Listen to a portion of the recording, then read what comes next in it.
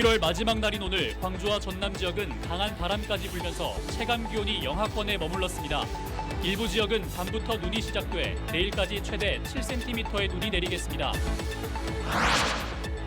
김장을 하지 않는 가정이 늘면서 절임 배추 수요가 최근 2, 3년 사이 크게 줄고 있습니다. 절임 배추 업체들이 완제품 김치 생산과 수출 등으로 생존을 모색하고 있습니다. 여수 2차 전지 업체들이 공들여 키운 인재들을 대기업들이 잇따라 빼내가고 있습니다. 하지만 법적으로 제재할 뚜렷한 방법이 없어 중소기업의 소갈이가 커지고 있습니다. 민주당이 내년 총선 선거제에 대한 논란으로 뜨겁습니다. 이재명 대표가 대선 공약인 연동형 비례대표제를 파기할 경우 국민적 신뢰 상실과 함께 이낙연 전 대표 중심의 비명계 분당 신호탄이 될 수 있다는 전망이 나오고 있습니다. 여러분 안녕하십니까? KBC 8시 뉴스입니다. 11월 마지막 날인 오늘 광주와 전남 지역은 한낮 기온 5도 안팎에 머무르면서 매우 추웠는데요. 내일까지 최대 7cm의 눈이 예보되면서 전남 일부 지역을 중심으로 대설 예비특보도 내려졌습니다. 정희진 기자입니다. 시장 골목이 한산합니다. 전날보다 한층 쌀쌀해진 날씨에 손님들의 발길도 뚝 끊겼습니다. 손님들이 잘 안 와요. 어제보다도 덜 팔았어요. 추우니까 막 얼렁얼렁 사갖고 가버려요. 눈만 겨우 내놓은 채 중무장한 시민들도 시장은 둘러볼 새도 없이 발걸음을 재촉합니다. 딸이랑 온다는 게 한짝을 사고 가서 그게 추운 게 어서 사고 가려고 지금. 부쩍 차가워진 공기에 따뜻한 군밤과 호떡 가게 앞은 장사진을 이룹니다. 오늘 광주와 전남 지역 대부분이 영하권에서 출발한 가운데 한낮 기온도 5도 안팎에 그치면서 매우 추웠습니다. 낮 최고 기온 순천이 3도, 화순 4.1도, 광주 4.4도, 장흥 5.3도 등으로 1에서 6도의 분포를 보였습니다. 찬바람도 강하게 불면서 체감온도는 하루 종일 영하권에 머물렀습니다. 내일까지 최대 7cm의 눈이 예보되면서 일부 전남 지역엔 대설 예비특보도 내려졌습니다. 광주와 전남 지역은 내일 오후까지 비 또는 눈이 오겠고 광주와 서부를 중심으로는 2에서 7cm의 적설을 기록하면서 일부 지역에 대설특보가 발표될 가능성이 있겠습니다. 이번 추위는 토요일은 모레 아침까지 이어지겠고 낮부터는 서서히 기온 오르면서 일요일엔 평년 기온을 회복하겠습니다. KBC 정의진입니다. 수도권 등 중부지방에선 김장이 끝나가지만 남부지방의 김장은 지금부터가 시작입니다. 그런데 김장을 조금이나마 쉽게 해주는 절임 배추 수요가 최근 2, 3년 새 크게 줄고 있습니다. 김장을 하지 않는 가정이 갈수록 늘면서 주문량이 감소하고 있기 때문인데요. 절임 배추 업체들이 완제품 김치와 수출 등으로 생존을 모색하고 있습니다. 고익수 기자가 취재했습니다. 겨울 배추 주산지인 해남 하원의 절임 배추 가공 공장. 절반으로 갈라진 배추에 국산 천일염이 뿌려지고 수조에서 24시간 절이는 과정을 거쳐 포장 작업이 한창입니다. 이렇게 해서 하루에 출하되는 절임 배추는 20kg 상자로 1,200개 안팎. 하지만 김장을 하지 않는 가정이 갈수록 늘고 각종 단체들의 김장김치 나누기 행사가 줄면서 주문량이 30%가량이나 감소했습니다. 작년보다 한 30% 정도 감소됐는데 소비자들께서 절임 배추보다는 김치를 많이 선호하는 이유도 있지만은 가장 큰 원인은 지금 시장에서 저가로 유통되는 배추들 따입니다. 하루에 12만여 톤의 절임 배추를 공급하는 해남 하원농협도 사정은 마찬가지입니다. 해마다 10% 안팎으로 줄어드는 절임 배추 매출을 완제품 김치 판매 등으로 메우고 있습니다. 시장 흐름을 파악하여 각종 김치와 양념육 판매에 노력을 하고 있으며 해외 시장을 노려 수출 확대를 하고 있습니다. 중소규모 배추 재배 농가들도 335 힘을 합쳐 수출로 어려움을 헤쳐나가고 있습니다. 대만부터 시작했습니다요.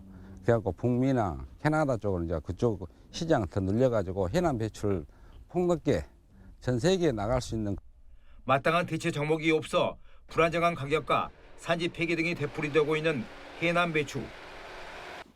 절임 배추 시장이 더 이상 성장하기 어렵다고 판단한 농가들이 김치 생산과 수출로 눈길을 돌리고 있습니다. KBC 고익수입니다. 여수의 한 중소기업이 공들여 힘들게 키운 2차 전지 핵심 인재를 대기업에 잇따라 뺏기면서 애가 타고 있습니다. 하지만 법적으로 제재할 뚜렷한 방법이 없어 중소기업의 소갈이가 커지고 있습니다. 박승현 기자가 취재했습니다.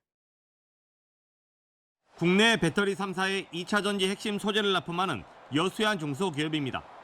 지난 1년 사이 어렵사리 뽑아 5년 넘게 키운 핵심 기술 인력 5명이 회사를 그만뒀습니다. 인근 율촌 산단에 들어선 2차 전지 소재 포스코 계열사로 대거 자리를 옮긴 겁니다. 퇴직을 하거나 이직을 한다 그럴 때 저희들은 참 사실 가슴이 아프죠. 또 뽑아가지고 또 하려고 그러면 또 한 5, 6년을. 지난 2년 동안 이 중소기업에서 다른 2차 전지 전문 대기업들로 옮긴 기술 인력은 대략 20여 명. 전체 연구 인력의 절반이 사라진 겁니다. 전기차의 심장인 배터리 산업에서 핵심 인력이 한꺼번에 빠져나가 생산성이 떨어져 큰 손해를 보고 있지만 법적으로 보호를 받기란 쉽지 않습니다. 인력 유출로 사업이 힘들어졌다는 걸 중소기업 스스로 입증을 해야 하기 때문입니다. 대기업에 공문을 보내 하소연도 하고 항의도 해봤지만 별 소용이 없었습니다. 인력 유출은 고스란히 기술 유출로 이어질 수밖에 없어 중소기업은 애만 태우고 있습니다.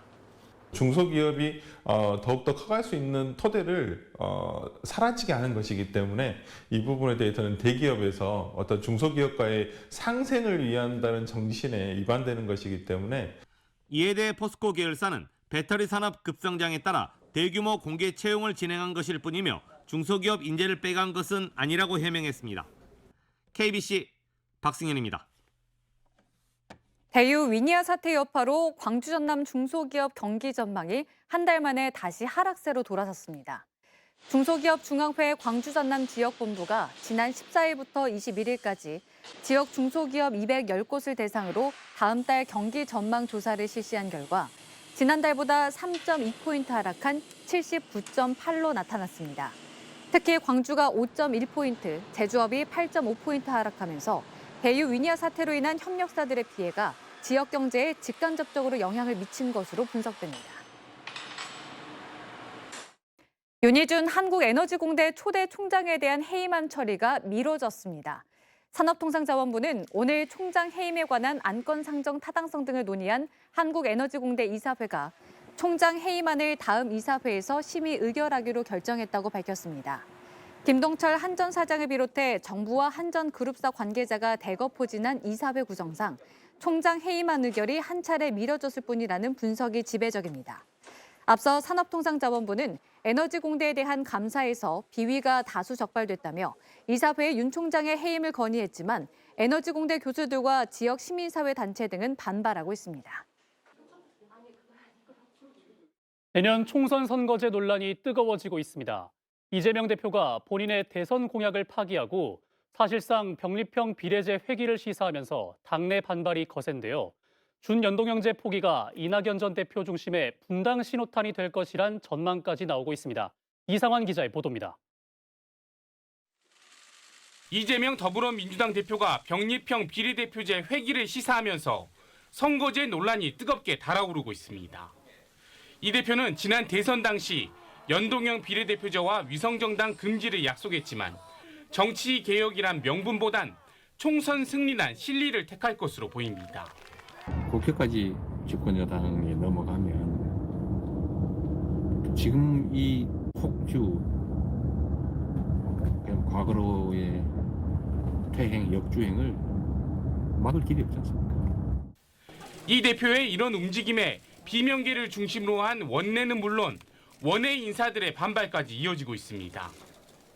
준연동형 비례대표제 사수에 나선 이탄희 의원은 지역구 불출마란 배수의 진을 쳤고 비명계 의원 모임인 원칙과 상식은 선거제 퇴행이라고 반발했습니다.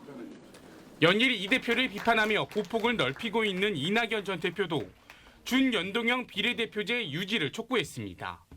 다당제에 좀 더 도움이 되는 선거제도를 가져오는 게 맞을 겁니다. 네. 그런 점에서 위성정당 포기를 전제로 하는 준연동형의 유지가 지금 이 시대의 요구에 더 맞다 이렇게 생각합니다. 김상희 의원이 대표 발의한 위성정당 방지법의 뜻을 모은 민주당 의원은 전체 168명 중 과반에 가까운 75명이나 됩니다. 이재명 대표가 병립형 비례대표제를 밀어붙일 경우 내용을 넘어 분당의 신호탄이 될 수 있다는 분석도 제기됩니다. 한편 민주당은 오늘 오후 선거제 의원총회를 열었지만 입장차만 확인했을 뿐 결론을 내리진 못했습니다. KBC 이상환입니다. 지난해 지방선거를 앞두고 언론사 기자에게 금품을 제공한 혐의로 기소된 강종만 영광군수가 항소심에서도 직위상실형을 선고받았습니다. 광주고법 형사 1부는 오늘 강 군수에 대한 항소심 선고 공판을 열고 과거 뇌물수수 혐의로 군수직을 박탈당한 전력이 있는데도 또다시 범행을 저질렀다며 벌금 200만 원을 선고했습니다. 강 군수 측은 선고 직후 재판 결과를 신뢰할 수 없다며 대법원에 상고할 뜻을 밝혔습니다. 전남경찰청이 검찰의 요청에 따라 김성 장흥 군수의 청탁금지법 위반 혐의에 대한 재수사에 나섭니다. 김 군수는 지난 3월 서울에서 열린 장남 결혼식을 앞두고 계좌번호가 적힌 청첩장을 군민과 지인 등 1,300여 명에게 보내 장흥 군민으로부터 김영란법 위반 혐의로 고발당했습니다. 경찰은 김 군수가 받았던 축의금을 결혼식이 열리기 전에 반환했기 때문에 범죄 혐의가 성립하지 않는다고 판단했지만 검찰은 재수사를 요청했습니다. 한평 지역 사회단체가 양복 뇌물 사건으로 검찰에 송치된 이상익 한평 군수에 대한 신속한 기소를 촉구했습니다. 이들 단체는 이 군수의 양복 뇌물 사건이 목포지청에 송치된 지 만 1년이 되고 있는데도 목포지청은 송치된 사건마저 차일피일 미루는 등 직무유기를 하고 있다며 조속한 기소를 주장했습니다. 이에 앞서 한평군청 앞에서도 기자회견을 열고 이 군수는 광주 군공항 여론조사 계획을 즉각 폐기하고 최근 불거진 사건 브로커 성모 씨와 결탁 의혹을 해명해야 한다고 촉구했습니다. 사건 브로커 연루 의혹을 받는 현직 간부 경찰관들에 대한 구속영장이 기각됐습니다. 광주지법 하종민 영장전담 부장판사는 각각 뇌물수수 혐의와 공무상 비밀누선 혐의를 받는 광주 북부경찰서 소속 A경정과 서울경찰청 금융범죄수사대 B경감에 대해 검찰이 청구한 구속영장을 오늘 기각했습니다. 하 판사는 두 사람에 대한 혐의를 다투고 있고 방어권 행사의 범위를 넘어 증거를 인멸하거나 도주할 우려가 있다고 보기 어렵다고 판결 이유를 밝혔습니다. A경정은 광산경찰서 수사과장으로 있던 지난 2020년에서 2021년 브로커 성모 씨로부터 600만 원 상당을 받고 수사를 일부 축소한 혐의를 받고 있으며 B경감은 서울청에 별도로 수사하던 관련 사건의 수사 정보를 유출한 혐의를 받고 있습니다. 잠든 술집 종업원의 발에 6차례 불을 붙이고 영상을 촬영해 공유한 30대가 검찰에 넘겨졌습니다. 광주 서부경찰서는 지난달 12일 광주 서구 치평동의 한 술집에서 잠든 종업원의 발가락에 휴지를 끼우고 불을 붙여 전치 6주의 부상을 입게 한 혐의로 30대 남성 A씨를 송치했다고 밝혔습니다. A씨는 이 모습을 촬영해 직원들이 있는 SNS 대화방에 영상을 올리기도 했으며 경찰 조사에서 장난이었다는 취지로 진술한 것으로 알려졌습니다. 김대현 위민연구원장이 광주 서구갑 총선 출마를 공식 선언했습니다. 김대현 원장은 광주광역시 의회에서 출마 기자회견을 열고 민주당 텃밭이라고 하지만 전국에서 가장 가난한 지역으로 방치된 광주의 자존심을 다시 세우겠다며 출마 의지를 밝혔습니다. 광주 지역 고등학생연합 초대 의장으로 일찌감치 민주화 운동에 나선 김 원장은 30대 시절 민주당에서 정치 실무를 배우고 40대에는 광주에서 정치평론 활동과 연구 등에 매진하고 있습니다. 호남의 원로 시민사회 대표들이 윤석열 정권 심판과 내년 총선 민주당 승리를 위한 비례연합정당 창당을 촉구하고 나섰습니다. 전북, 전남, 광주 원로 시민사회 대표들은 광주 전일빌딩에서 호남 비상시국 선언 기자회견을 열고 윤석열 정권 심판을 위해 범국민운동본부와 비례연합정당을 건설해야 한다고 주장했습니다.